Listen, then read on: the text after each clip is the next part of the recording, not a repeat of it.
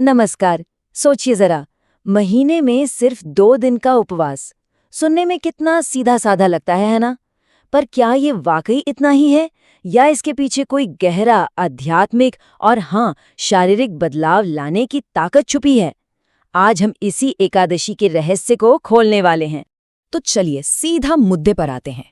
ये जो महीने में 2 खास दिन चुने गए हैं उपवास के लिए, इनके पीछे का असली मकसद क्या है? और यकीन मानिए, ये सिर्फ भूखे रहने की बात तो बिल्कुल नहीं है। इसका मतलब कहीं ज्यादा गहरा है। और इस सवाल का जवाब हमें लेकर जाता है एक बहुत ही पवित्र दिन की तरफ, जिसका नाम है एकादशी। जी हाँ, ये वो दिन है जिसमें आत्मचिंतन और हमारे अंदर की आध्यात्मिक ऊर्जा को फिर से जगाने की एक कमाल की शक्ति है।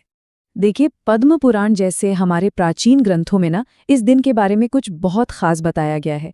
जरा सोच कर देखिए, जब खुद भगवान विष्णु के लिए इसे सबसे प्रिय कहा गया हो, तो इसका आध्यात्मिक महत्व कितना गहरा होगा ये तो साफ ही है। तो फिर एकादशी रखने का असली मकसद है क्या? क्या ये सिर्फ कुछ नियमों का पालन करना है? नहीं, ये असल में शुद्धि की एक पूरी यात्रा है। अपने अंदर अनुशासन लाने का और एक गहरा आध्यात्मिक कनेक्शन बनाने का एक शानदार मौका है। बल्कि कथाओं में तो राजा दिलीप जैसे महापुरुषों तक का जिक्र मिलता है, जिन्होंने इसी व्रत से अपनी सारी बाधाएं पार कर ली। लेकिन ये एकादशी असल में है क्या? और सदियों से चली आ रही ये प्रथा, ये शुरू कैसे हुई? चलिए इसकी बड़ी ही दिलचस्प कहानी में गोता लगाते हैं। इसका मतलब ना बहुत सीधा है। एकादशी यानी 11वां, ये हमारे चंद्र कैलेंडर का एक खास दिन है। पूर्णिमा के बाद 11वां दिन और फिर अमावस्या के बाद भी 11वां दिन। तो इसका मतलब हुआ कि हर महीने हमें 2 बार इस पावरफुल प्रैक्टिस से जुड़ने का मौका मिलता है। यानी साल में हो गई कुल 24 एकादशी। कह सकते हैं आत्म सुधार के 24 मौके। अब आती है इसकी कहानी, और ये कहानी बड़ी दिलचस्प है। ये शुरू होती है एक बहुत ही ताकतवर असुर से, जिसका नाम था मुर। उसकी इच्छाएं इतनी बढ़ गई थीं कि वो देवताओं पर भी कब्जा करना चाहता था।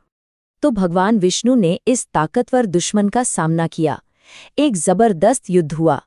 लेकिन उस लंबे युद्ध के बाद जब भगवान विष्णु थोड़ा विश्राम कर रहे थे, तभी मुर ने सोचा कि यही सही मौका है धोखे से हमला करने का। और ठीक उसी पल भगवान विष्णु के शरीर से एक अद्भुत दिव्य ऊर्जा निकली। उस ऊर्जा ने रूप लिया एकादशी देवी का, और बस एक ही झटके में उस असुर मुर का अंत कर दिया। ये कहानी एकादशी के पीछे का जो मूल विश्वास है ना, उसे बहुत ही खूबसूरती से समझाती है। भगवान विष्णु ने ये वरदान दिया कि जो कोई भी इस दिन को पूरी भक्ति से मानेगा, उसे पापों से मुक्ति और मोक्ष मिलेगा। ये एक तरह से हमारे अंदर की दिव्यता को जगाने का एक शक्तिशाली वादा है। तो क्यों का जवाब तो हमें मिल गया।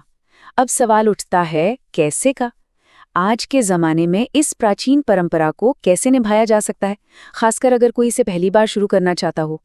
देखिए, ये उतना मुश्किल नहीं है जितना शायद लगता हो। ये दरअसल 3 दिन की एक प्रक्रिया है। पहले दिन यानी दशमी को तैयारी होती है, बिल्कुल हल्का सात्विक भोजन करके। फिर आता है एकादशी का दिन यानी उपवास का दिन, और आखिर में अगले दिन यानी द्वादशी को सही समय पर उपवास को खोला जाता है। अच्छा, अब खाने पीने की बात करते हैं। सबसे जरूरी नियम है अनाज और दालों से परहेज। पर इसे एक बंदिश की तरह नहीं देखना चाहिए, बल्कि ये सोचें कि हम अपने पाचन तंत्र को एक बहुत जरूरी ब्रेक दे रहे हैं, शरीर को अंदर से क्लीन करने का एक मौका दे रहे हैं।